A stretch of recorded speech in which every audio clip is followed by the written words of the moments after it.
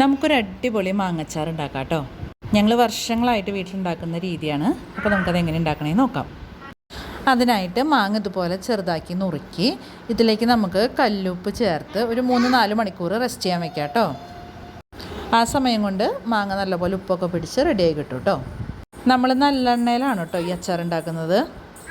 അതിനായിട്ട് ചീനച്ചട്ടി അടപ്പത്ത് വെച്ച് എണ്ണ ഒഴിച്ച് ചൂടായി വരുമ്പോൾ കടുകും ഉലുവയിട്ട് പൊട്ടിക്കാം.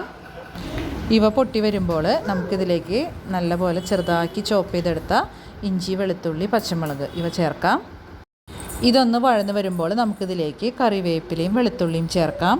ഇവിടെ അച്ചാറിൽ വെളുത്തുള്ളി ഒന്ന് കടിക്കുന്നത് എല്ലാവർക്കും ഇഷ്ടമാണ് കേട്ടോ. അതുകൊണ്ടാണ് ഇങ്ങനെ മുഴുവനായിട്ട് ചേർക്കുന്നത്.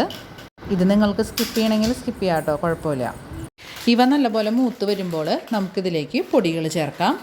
മഞ്ഞൾപ്പൊടി, കാശ്മീരി ചില്ലി, കായംപൊടി, ഉലുവ, കടുക് ഇവ വറുത്ത് പൊടിച്ചത് എന്നിവയാണ് പൊടികളായിട്ട് ചേർത്തിരിക്കുന്നത്.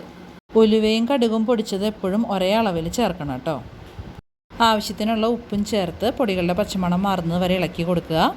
അത് കഴിയുമ്പോൾ കുറച്ച് വിനാഗിരിയും കൂടി ഒഴിച്ച് ഒന്ന് തിളച്ച് കുറുതായി വരുമ്പോൾ തീ ഓഫ് ചെയ്ത് നമുക്കിതിലേക്ക് മാങ്ങ ചേർത്ത് നല്ലപോലെ ഇളക്കി യോജിപ്പിക്കാം.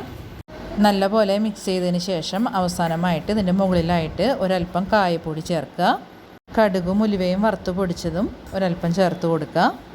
എല്ലാം കഴിഞ്ഞ് കഴിയുമ്പോൾ ഞാനൊരല്പം പഞ്ചസാര ഇട്ട് കൊടുക്കാറുണ്ട്. നിങ്ങൾക്ക് താല്പര്യമില്ലെങ്കിൽ അത് സ്കിപ്പ് ചെയ്യാം കേട്ടോ. നല്ല ടേസ്റ്റുള്ള അടിപൊളി അച്ചാറാണ്. അപ്പോൾ നിങ്ങളെല്ലാവരും ട്രൈ ചെയ്ത് നോക്കണം. ഇപ്പോൾ നല്ല പോലെ മാങ്ങയൊക്കെ കിട്ടുന്ന സമയമാണ്. അപ്പോൾ എല്ലാവരും ഉണ്ടാക്കി നോക്കിയിട്ട് എങ്ങനെയുണ്ടെന്ന് എനിക്കൊന്ന് കമൻറ്റ് ചെയ്യണേ. സബ്സ്ക്രൈബ് ചെയ്യാതെ വീഡിയോ കാണുന്നവരാണെങ്കിൽ അതും കൂടി ഒന്ന് ചെയ്തേക്കണേ. അപ്പം നമുക്ക് മറ്റൊരു വീഡിയോ ആയിട്ട് വീണ്ടും കാണാം.